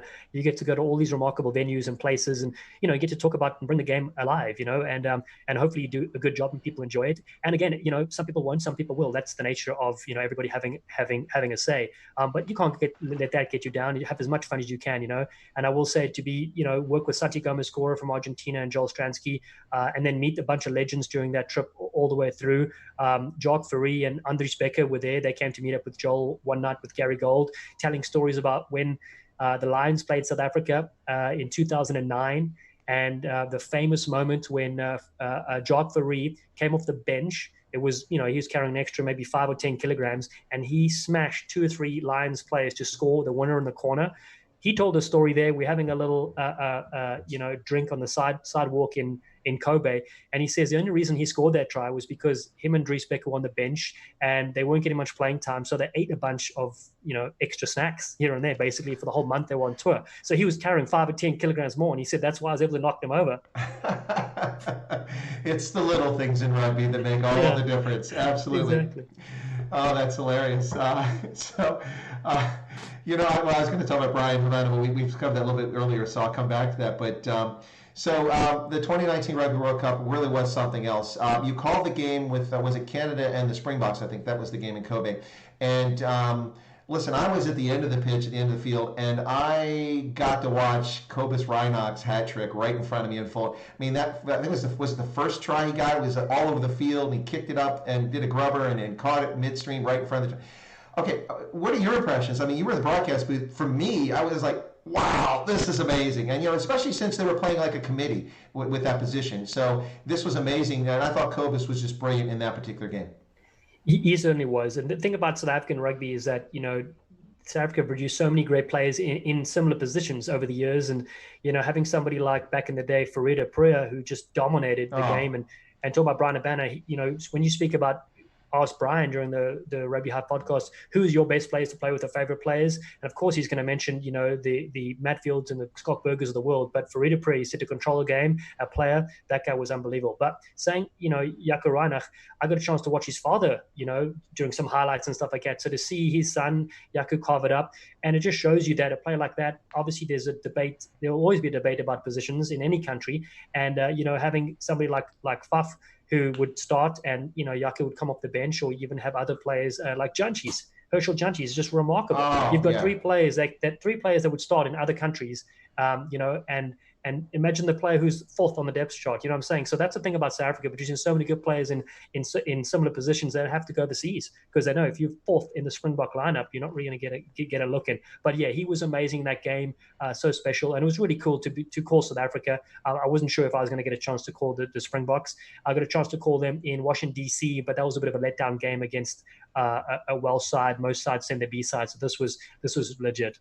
Well, that was a bit of a letdown too, because you and I were supposed to link up, and that was a rainy, nasty day in North America's third world developing nation stadium, RFK. What a sad place. And unfortunately, the Audi field wasn't ready yet, where the Major League Soccer plays at, the over at Audi Field. If that had been available, that's a brilliant venue, because it wasn't finished yet. But RFK was disappointing. And Rossi's first game out of the gate, and I was disappointed, but I get what was going on. He was testing players, giving guys like Dinyanti a chance and seeing what they could do. But we handed that game to Wales. We absolutely handed that game to them. I'm sorry. That's my view on that one. Yeah, well, listen, we were just lucky to get out alive. The stadium didn't crumble while we were there, so take it as a win. Well, there you go. So speaking of Brian Habana very quickly, you're going to have to link me up with him. I've told people that every time I turn around, I just miss Brian Habana everywhere I go. I was in Wellington for the 2011 World Cup, or not Wellington, in Auckland for the 2011 World Cup. I walked in a sports shop trying to buy some stuff, some kit, and downtown, and I was looking for something specific they didn't have. They said, if you go down the street, this other store, about 200 meters, they might have it. I said, okay, let me go check. So I went down there and I found it, and I came back about 10 minutes later to say, hey, look, I found it. And he goes, oh, yeah, you just missed this South African player. I don't know what his name was. He was here. I'm like, yeah, they're just pulling my leg. And she goes, no, here, let me show you. And she showed her phone on her mobile. It was a picture with her Brian Habana. I'm like, no! She said, he just left. I ran out of the store. I'm looking on the street left and right, and I didn't see him. And that's happened to me like 3 times. In Japan, I missed him twice, too. So I'm going to have to either get him electronically or in person one day.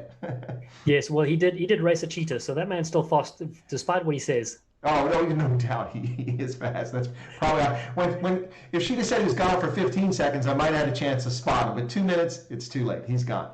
Anyway, so very quickly back to Major League Rugby. Hawaii franchise, that sounds exciting. I think a lot of people really enjoy that. I understand several All Blacks players are reportedly behind this franchise, being the owners of it. That's kind of exciting. Yeah, I mean, I think that's really great. Hawaii, mostly known as obviously a holiday destination, but they have a ton of unbelievable, talented young kids and rugby players that do come and play, rugby here in the mainland or American football, of course. So it's really great that they have a franchise, and hopefully they get accepted. Everything gets signed off, and good to kick off in 2021. We don't know if we're going to have a season, obviously, but it's great to have their interest and have them locked in as well. I also like we have an even number of teams on the West Coast and the East Coast, because that we didn't get a chance to see it this year, but a East Coast champion against a West Coast champion for the final, that's going to be epic. No, that's great. The first season that was frustrating for me is that there were no teams here. So when Major League Rugby was announced, I'm like, I'm on board. But none of the teams were out here. And so I'm like, so I kind of a like of Utah. And so Utah came out. They had a cool logo. They haven't performed as well on the pitch, but I became a Utah fan. And then I honestly have never been a fan of any New York franchise whatsoever. I mean, it's a nice place to visit, New York, but I've never been a fan. I'm an Orioles fan as a kid for baseball, so I just detest the Yankees. So anyway, but when Rooney announced, I'm like, that's it. I'm a Rooney fan. Then I saw the signings: Cathal Marsh, Mike Petrie, Ben Foden. You know, the list goes on and on. I was like, yeah. And that first season, they came out like gangbusters. 7 out of the first 8 games. I'm like, yes, we're getting the title. And they didn't win it. But then anyway, so. But it's wonderful to have, you know, such famous iconic cities involved, and Bastille playing for New York as well. That's right. Wonderful franchise. Yep. That's right, you know. And well, so my wife is from, you know, Boston area, and that's where we are now. So we're obviously Free Jacks fans as well. But again, it's brilliant to see, you know, how that program has progressed over the couple of seasons. And, you know, as we said, like, I really want to see what happens in 2021, and if it doesn't, you know, take place in the next season, because you've got big names chomping at the bit. You've got Rob Shaw that is signed. We had Nonu playing in San Diego. I mean, the list goes on. Yeah, Joe Peterson was playing in San Diego too, wasn't he? That's right, Joe Peterson. What a player! He and JP du Plessis as well. Yeah. Peterson saving the Rhinos while he's, you know, kicking left-footed drop goals is bloody legend. No doubt. Now, you mentioned the 2011 World Cup. You went with the Eagles, or you worked with them, and you went to. Were you in Nelson for the game against Italy? Do you remember that? Yes, absolutely. Yeah. So I traveled with the team. You know, I was their media manager, so we were absolutely there, and it was a close-ish game as well. You were at that game? I was going to say yes. I was actually one of the games. I got a really good ticket. I was. What I did is I had a hire, so I left it in Auckland, got on Air New Zealand, flew down to Nelson on one of their smaller planes. Stayed overnight in a hotel, went to the game. Quite a great atmosphere in Nelson, because they weren't supposed to have a game originally. I think it was supposed to be in Christchurch, but because of the earthquake, they wound up having a game. Correct. Yeah, so it was quite an atmosphere. They were thrilled to have the game, and we had a chance to beat Italy. In fact, they rested Clever. I never get his name pronounced. Clever, Todd Clever. They rested Todd Clever and a few other players to hopefully beat Italy. They thought they might have a chance. It didn't go that way, but I was sitting like almost, I think it was in the first row or very close to the first row. The only problem I had with that game, it was played right in front of me. A lot of it was in that corner of the field. But there were the security guys standing on the field. He ruined every single one of my photographs. This dude is in it standing with his arms crossed right in front of me, like, would you just get out of my way? But it was a disappointing loss. But Nelson was a good experience. So we might have even seen each other at that game and not known it. Yeah, and another little link for you as well is so when we went to Wellington, the US played Australia, and despite losing 66 points to 5, there was a moment in the game that the US were winning 5-0, and the try was scored by a UCT South African sensation called JJ Gagiano playing blank for the Eagles. Hey, so I remember that game. I was in Wellington, and I was sitting next to an Australian couple. He was a major in the Australian Air Force, and she was a captain in the Australian Air Force. That's with those weird yellow seats in that arena. Anyway, so I was sitting there, and afterwards we went. Tim Eustace was on there. He's an Australian American. He was the captain that night, and we watched the game, and we were winning. I was like, "Yay, this is exciting!" It won't last long, but it's exciting. And then didn't get the conversion. And then after the game, it's a long walk back down to the hotel. So we're walking back, and like, hey, let's go get a beer in a pub. I'm like, yeah, okay. Australians are like Irish, are like fish, man. They love to drink. So we go to this Irish pub, and we're hanging out there. And on the way back, he's like, I know the captain of the American team. And so my head's spinning, like, wait a second. And I didn't know a lot of players in the U.S. team then. So I'm like, okay, an American, the American, you live in Australia. I'm just like, this guy's BSing me, right? So he's like, let me text him, maybe we can meet the team at the hotel. I'm like, yeah, okay, great. So we go to this pub and we hang out, and a bunch of drunk people are hanging all over the place, and we're there for a while. He and his partner, because Australians never marry, they just have partners, just like the Danes. Anyway, so we're hanging out there, and we have a few pints, and I'm like, okay, let's go. And it's just like all these messages, like, he's not responding. So I'm like, I'm thinking, they were nice company, it's fine. So we walk out of the pub and like, guys, my hotel's right down the street, and I'm staying here at this hotel in Moore. It's really nice. I was on the same floor with the Argentine national team. Anyway, and he said, wait a second, I got a text. Oh yeah, they're at the hotel now. Let's go over there now. I'm like, yeah, okay. So we walk about 10 blocks over to a hotel, and we get this hotel, and we come down, and there's the U.S. national team, and they all come out, and there's Tim, and then I finally realized that his mother's like Australian, his father's American, and he was the captain that night. So it was quite an interesting experience. But that's something about rugby, people just become cool and mates and friends just like that. Yeah, no, it's absolutely awesome. You know, Tim, we call him the Russian, but yeah, exactly. He does look Russian. He does look Russian, doesn't he? You know, he's a good character as well. But a quick side note on that thing about, you know, being from different countries. I always tell people when I first ran out for the USA on home soil, Bruce Springsteen's song was playing "Born in the USA," and I looked around to, you know, my 11 teammates on the Seven side, and only 6 of us, well, 6 of them were born in America. 6 of us weren't, you know, so about 50%, not bad.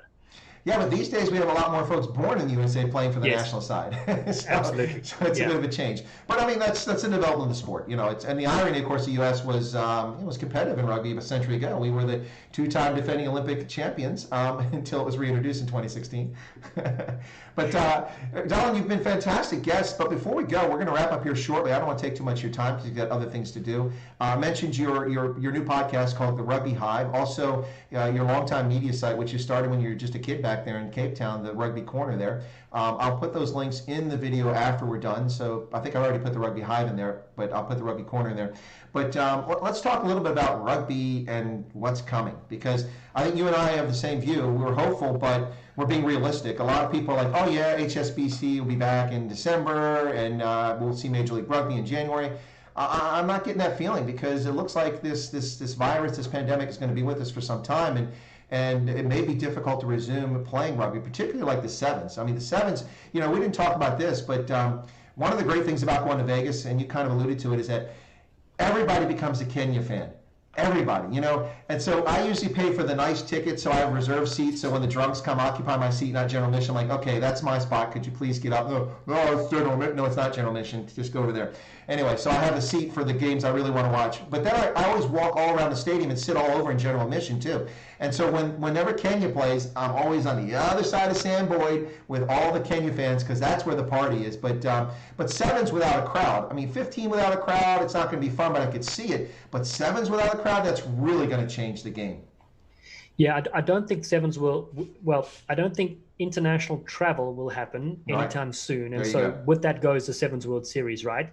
Now, Major League Rugby, for example, that could take place potentially if you can get to the matches, you know, not flying or, you know, that sort of thing. It's just tricky in general, right? Because you just have to remember that all these players have families, and then, you know, rugby is such a contact sport as well. I don't think much is going to change, to be honest, between now and next year. And I know preparations are in place for planning for Major League Rugby, and we'll have to see how the Sevens World Series goes, or any rugby for that matter. And the sad part, of course, is that the US has such a mixed policy and so far behind the rest of the world. While it's encouraging to see New Zealand, you know, go back to normal life and 40,000 in the stadiums watching rugby, that's fantastic. As just the US is very, very far from that, as you know. Well, yeah, it's because of the federal system. It's difficult because most of what people expect to be implemented by a national government is not the purview of the national government in this country. So it's a little challenging when it comes to. So, for instance, I'm in Pennsylvania and I'm under lockdown, and the rules keep changing. But every business was shut down for a few months here. Now some businesses are open, and now you have to wear a mask. Now you don't wear a mask, and that's very different than next door in West Virginia, where they don't have those regulations. Of course, they have about 1/5 the population of the state. That might be one of the reasons why. But anyway, yeah. So that plays a role. So going forward.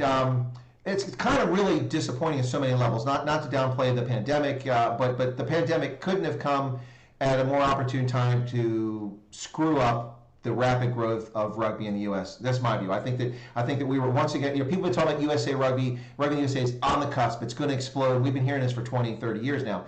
But I honestly think that rugby today in the U.S. was where soccer was when I was graduated high school, went to university for a year. Then I came in the Army in '83, and I went back to Maryland and stayed with my uncle. And when I stayed with my uncle, what happened was my cousin's like, "Hey, you want to go to the game today?" I'm like, "Yeah." So we went down, and I'm like, "What the hell is this? This isn't baseball."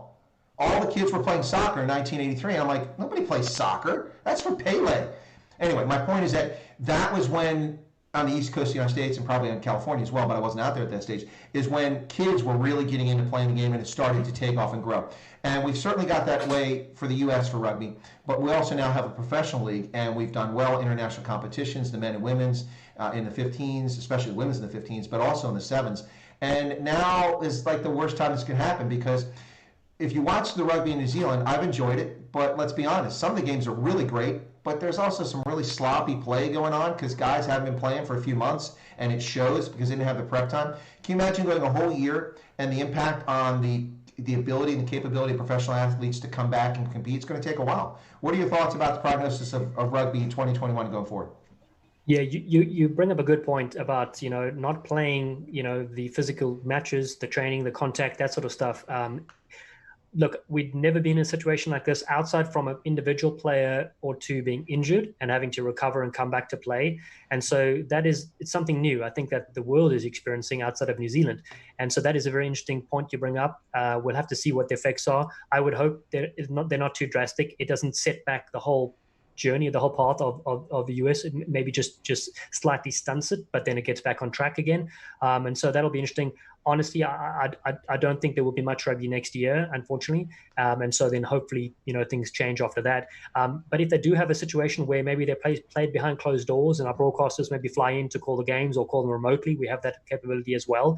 Then at least then they're able to play and get going, So we'll have to see how that goes. But yeah, I mean, outside of rugby though, I suppose the big thing we do need to be aware of is that, there are so many people affected by this, whether they have family or themselves that are ill or have passed away or are sick or maybe survived but are at reduced lung capacity and that sort of stuff. So that's all tricky. Work and everything else is suffering. So a lot of remote jobs are still going on and stuff like that, which is great. But I think this is obviously a tough period for everybody. But that's good that people like yourself or myself can do things online and to give people something to listen to or something to talk about at least for a little while, for a moment in their day that they can have a smile or have a laugh, So you've got more steps on the Great Wall of China, Chris.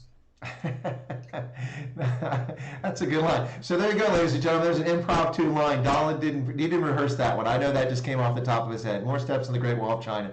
That's a good one. So listen, Dallen. Hey, look. Thanks a lot, man. Really appreciate it. It's I've had a lot of guests on here, but not that folks aren't friends or friendly, but I'd have to say you were probably like my first friend that's come on here. So thanks for being a mate and a friend for coming on, and thanks for sharing your stories, which are fascinating about your rugby origin story there. And it's really been great having you on here. You're the inaugural Rugby Ascendant segment live stream guest. And so we'll see who we get on here after this, but some folks are lined up to do it, and we'll get them on as soon as possible. But anyway, so I want to thank you so much for it. Really appreciate it. The load shedding has really put a damper on our crowd, but we've had some good folks in the chat sharing a lot of things here. What I want to say is thank you so much, and let me give you the chance to anything you want to say or anything you want to offer on the way out the door, and then we'll wrap up. Yeah, thanks so much for the opportunity. It's great that you're featuring, some rugby folks as well on your platform, and very impressed how it's grown over the last few months as well. Final thoughts. I just say, I'm really excited to launch the Rugby Hive with a friend I actually played against on the Sevens World Series, Canadian international, Robin MacDowell. He's the international sevens coach these days. And, our thinking behind it was during this quiet time, it would be nice to chat to, legends that are either currently playing or have played rugby before at obviously international level or coached or coaching. And so we've got an array of brilliant folks that we've chatted to. Frank Bunce will be one of them. We've obviously released Brian Abana. Nolly Waterman from England's on right now. So give it a listen. It's called the Rugby Hive on the social medias. And basically the premise is every legend has a story and we're here to share it. Oh, there's another great line. Now that one you thought about, I'm sure, but that's a great line. Yeah. So people were like, what? It's over? No. Like a chat. No. They don't want us to end. So, but all good things must come to an end. The problem with my stream, Dallen, is I have to exercise discipline because I've had 4 hour and 20-minute streams. We're not going to do that today. That's not fair to you. Anyway, so I want to thank my guest, Dallen Stanford, for a fantastic appearance on the channel. Really enjoyed the chat. I know I'm going to go back and watch it, and if for no other reason, just see what was going on with my microphone there, because apparently there were problems. But anyway, so thank you so much, Dallen. I'll ask you to drop off the Zoom, and I'll go ahead and wrap up. I'll give you a call back shortly, okay? Cheers, buddy. Thanks. All right. Ladies and gentlemen, that's Dallen Stanford from the USA Sevens Rugby, as well as World Rugby, where he is a broadcaster, a commentator. So I want to thank everybody for tuning in today to this live stream. I realize folks suffering through load shedding in South Africa, and it's made it challenging to stay on. I appreciate those who went to the extra effort to switch over to their mobiles to watch the stream. Dallen's a fascinating character, lots of great stories, and I think he's a great first guest on the rugby segment of the Chris Wyatt Africa channel. So my sincere thanks to him. To all of you who've tuned in, please share this far and wide with friends, family, and foes. Anybody you don't like, tell them all about it. Let them tune in and watch the stream and see if they've enjoyed it. By the way, ladies and gentlemen, if you're not a subscriber to Chris Wyatt Africa and you found this interesting or intriguing, why don't you become a subscriber? It costs absolutely nothing. Just smash that subscription button right down there. And be sure to toggle the bell icon. The bell icon is important because it'll give you notifications. Well, in theory, YouTube isn't always successful, but in theory, you'll get notified anytime we have a live stream or a prepared video or a special feature like this with Dallen. I have a special feature tomorrow with Evans Larrabee, who's a small-scale commercial farmer in Ghana. He was on the program about 3 months ago, one of my first guests, and we're going to do updates of what's happening in farming in Ghana in the midst of the pandemic and some developments in his business. On Thursday, Joe Emilio, the American comedian who lives in South Africa, American/South African comedian, will be on the channel once again. We'll be talking about cancel culture and what's been happening in his situation, his legal battle that's going on, along with a few other things. And no, we won't get Joe to tell any jokes. And then on Friday, Marabani, who's a South African living in the Netherlands doing postgraduate work, will be on the channel and be talking about some topics when it comes to political science and international events. Marabani is a recovering communist, a self-described communist who's no longer a communist. And like most people recovering from bad addictions like communism or cigarettes, they become the staunchest opponents against it. But anyway, so he'll be on the channel on Friday. Trying to get someone on Saturday, David Otto, the security specialist, and we'll talk about the Sahel and events in that region. That's the plan for Saturday, but hasn't been confirmed yet. Anyway, those events coming up here on the Chris Wyatt Africa channel, folks. Really enjoyed this stream. This has been one of those ones like when I was talking to Johan Eisel, Giselle's manager, I just could have talked forever. Dallen's got great stories. He knows everybody in the rugby world. Fascinating, really interesting character. And for me, the guy's got the best of both worlds, South Africa and America, right? So he can share an awful lot. One thing I didn't share with him on there is that he's talking about commentators and people like to have American voices on rugby. I don't know about that. When I listen to rugby broadcasts, I'd rather hear an Irish accent, a South African accent, or even an Australian accent. Not so much the American accent. But anyway, so thank you all so much. The Rugby Corner, thanks for having me. Oh, there's Dallen right there. You're welcome, Dallen. Thank you so much for being on. You were fantastic. I really enjoyed it. Really appreciate it. Who is